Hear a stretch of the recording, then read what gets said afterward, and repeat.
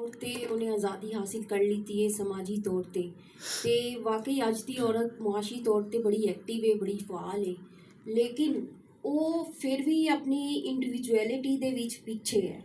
मर्द अपनी मौज का ना है, वो अपनी हस्ती का ना है, वो इस्तदलाल का ना है, वो मंतक का ना है, वो अकल का ना है, वो सैल्फ मास्टरी है, वो क्रिएशन है। बट जिहड़ी खवातीन ने वो अपने आप को सिर्फ इकनॉमिकली स्ट्रोंग करके जिहड़ियां साडी खवातीन ने वो समझदियां है कि असी सब कुछ पा लिया है। हजे भी वो कन्फाइन ने, वो अपनी होंद अपनी एग्जिस्टेंस ते कम नहीं कर रही। वो मतलब एग्जिस्टेंशलिस्ट है ही नहीं ने। वो समझदियां ने कि इकनॉमिकली असी मर्द का हथ वटाना है, उसकी हैल्प करनी है, तो ਉਹਦੀ असिस्टेंट बन गई हैं। जिमें फ्राइडरिक एंगल्स ने कहा कि मर्द जिहड़ा है वो बुर्जुआजी का किरदार अदा कर रहा है, तो औरत जिहड़ी है प्रोलिटेरिएट है। तो प्रोलिटेरिएट होके ਉਹਨੂੰ कहती है हाँ ठीक है मैं जिहड़ा इकनॉमिकली तेरा साथ देनी आ, पर वो ਉਹਨੂੰ एल्फा ही समझती है, ਉਹਨੂੰ प्राइमरी ही समझती है।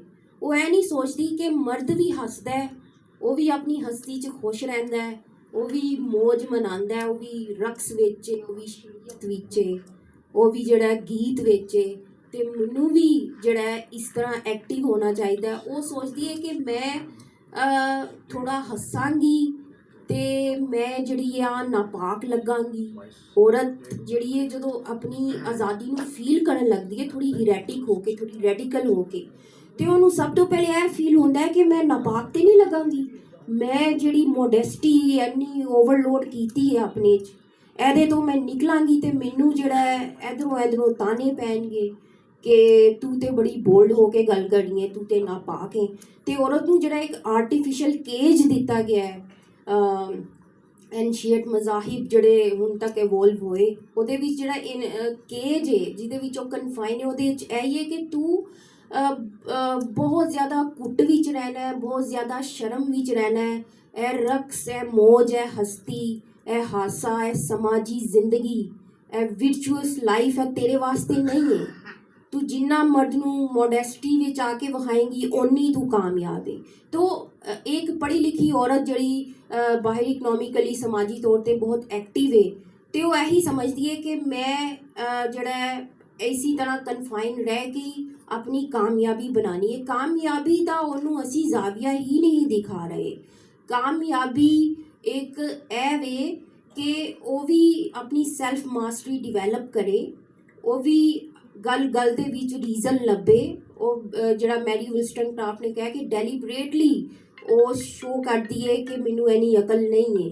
वो जी सोशो कल्चरल कंडीशनिंग कर दी गई है ना वो मासूम रहन की, ਉਹਦੇ ਚੋਂ ਉਹਨੂੰ ਕੱਢਣਾ ਹੈ ਤੇ ਉਹ ਵੀ ਅਕਲ ਦੀ ਗੱਲ ਕਰੇ। ਉਹ ਵੀ ਜਿਹੜਾ ਮਤਲਬ ਸਾਡੇ ਪੰਜਾਬੀ ਦੀਆਂ ਜਿਹੜੀਆਂ ਪੁਰਾਣੀਆਂ ਮਾਵਾਂ ਸੀ, ਮੇਰੀ ਵੀ ਅੰਮੀ ਜਾਨ ਜਿਹੜੀ ਨੇ ਉਹ ਬੜੇ ਮੁਹਾਵਰੇ ਅਖਾਣ ਪੰਜਾਬੀ ਵਿੱਚ ਬੋਲਦੇ ਨੇ, ਤੇ ਉਹ ਚੀਜ਼ ਜਿਹੜੀ ਅਖਾਣ ਹੈ ਉਹ ਸਾਡੇ ਵਿੱਚ ਹੋਣੀ ਚਾਹੀਦੀ ਹੈ। ਅਕਲ ਬੜੀਆਂ ਗੱਲਾਂ ਕਰਨੀਆਂ ਚਾਹੀਦੀਆਂ। ਕੁੜੀ ਬਾਰ-ਬਾਰ ਇਹ ਕਹਿੰਦੀ ਹੈ अच्छा मुझे तो इस बात का पता नहीं था, मुझे तो इन चीज़ों का पता नहीं था। वो सैक्चुअल ओरिएंटेशन ते गल नहीं कर सकती, वो एक्सप्रैसिव नहीं रहती। मतलब मर्द वो सोचती है कि मर्द ही पहल करे, जे मर्द जड़ा मैनू पसंद कर रहा है वही एक्सप्रैस करे अपना प्यार, तो कुड़ी नू भी जड़ा वो भी पहले पहल कर सकती है जे उन्होंने पसंद आए, क्योंकि ये हारमोन्स है, ऑक्सीटोसन एक औरत विच भी ने। औरत नू भी अपनी जिहड़ी ओपोजिट सैक्स है उन्होंने वेख के फीलिंग्स आंदियां हैं, तो पहल वो भी अपनी कर सकती है। इन्नी मतलब अपनी इहो जी फीलिंग्स विचों आज़ाद रह सकती है। तो मैं समझनी हाँ कि हर दूसरी कुड़ी जिहड़ी साडे मुआशरे विच जॉब कर रही है, पर वो जॉब करके जो घर आंदी है वो यही वो गल करी हुंदी है, बस मेरे हस्बैंड का बिजनेस ज़रा ज़्यादा हो जाए तो मैं तो ये काम छोड़ दूँगी, जॉब शॉप मैं तो छोड़ दूँगी। मतलब वो ऐ नहीं सोच रही कि मैं सोशली एक्टिव रहांगी, मेरी ज़िंदगी बैलेंस विच रहेगी, मैं अपनी समाजी जिंदगी विच भी फाल रहांगी, तो मैं बैलेंस आउट नहीं होवांगी। वो ए चीज़ सोचती नहीं है।